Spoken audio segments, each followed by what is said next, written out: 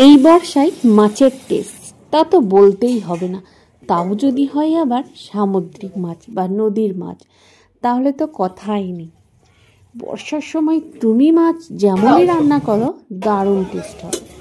তো এই জন্যে আমি চলে গেছিলাম মাছের হাটে, আর ওখানে নানা ধরনের মাছ আমি দেখতে পেলাম। তার মধ্যে আমার যে মাছটা পছন্দ ছিল পাবদা মাছ, সেটাই আমি চুজ করলাম। পাবদা মাছটা নিয়েছি, এই দেখো। আর ওই দাদাটাকে বললাম তুমি মাছটা ভালো করে কেটে পরিষ্কার করে দাও, কারণ বাড়িতে নিয়ে গিয়ে কাটতে পরিষ্কার করতে অনেকটা সময় লেগে যায়। তো পাবদা মাছ নিয়ে বাড়ি চলে এসেছি। এই দেখো, তোমাদেরকে পাবদা মাছ কেমন লাগে একবার বলো তো। আমার তো খুবই ভালো লাগে। আমার পাবদা মাছ বলে না, যে কোনো ধরনের মাছ খেতে আমার খুবই ভালো লাগে। এই দেখো, মাছগুলো ছিল একেবারে ফ্রেশ আর খুব সুন্দর, শক্ত হয়েছিল। তো ভালো করে জল দিয়ে মাছগুলোকে ধুয়ে নেব। এর বর্ষায় যদি নদী, নালা, খাল, বিলের মাছ পাওয়া যায় তো আরও টেস্টি হয়। আর বিশেষ করে ছোটো মাছ তো দারুণ লাগে। আর বর্ষায় ইলিশ, সে তো কথাই নেই। তো মাছগুলো দেখো ভালো করে ধুয়ে পরিষ্কার করে নিয়েছি।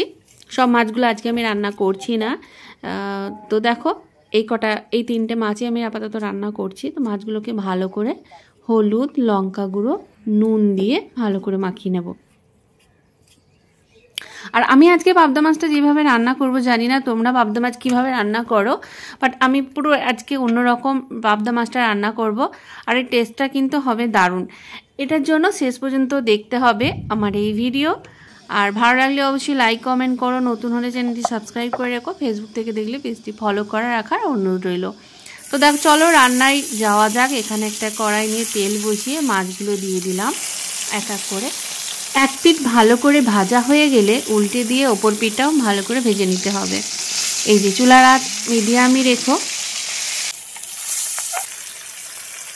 আহা, এই ভাজা হতেই কি গন্ধ ছাড়ছে, কি বলবো তোমাদের।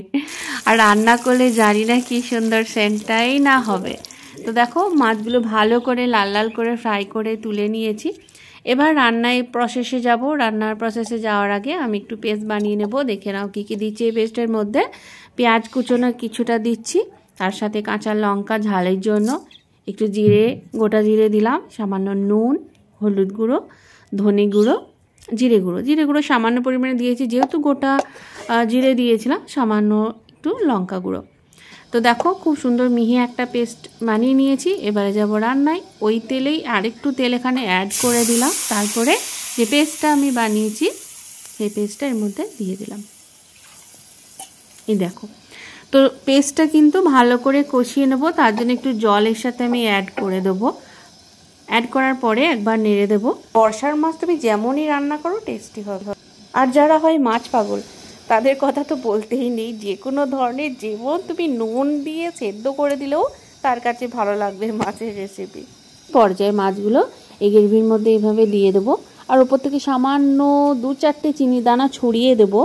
এটা অপশনাল, দিতেও পারো না দিতে পারো, বাট আমি ব্যালেন্স ঠিক রাখার জন্য দিই। অনেকে মাছের মধ্যে চিনি দিতে চায় না, তো আমি একটু দিয়ে দিলাম। না দিলে আমার মনটা খচখচ করবে। তো দেখো, খুব মিডিয়াম ফ্লেমে এটাকে আমি বয়েল করব।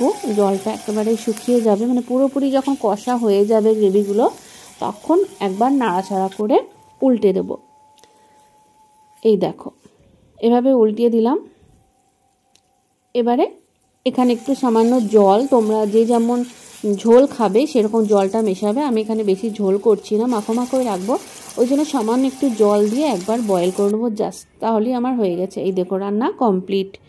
তো এটাকে আমি সার্ভ করে নেবো। আহা, দারুণ গন্ধ বেরিয়েছে। ওহো, কি লোভনীয় যে দেখতে লাগছে, কি বলবো। ওপর থেকে গ্রেভি একটু দিয়ে দিলাম। গ্রেভিটা ঘনই করেছি, তোমরা পাতলা করতে পারো, বাট আমি পাতলা তো অনেক সময় খেয়েছি, তো এটা ভাবছি ঘনই করব। এই দেখো, অসাধারণ লুক দিয়েছে পাবদা মাছের ঝাল।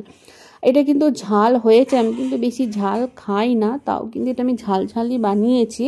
তোমরা আরও ঝাল খেতে চাইলে অবশ্যই বানাবো। তো এটাকে আমি ভাতের সাথে তো ট্রাই করব। তোমরা জানো ভালো রেসিপি হলে আমি ভাতের সঙ্গে অবশ্যই ট্রাই করি।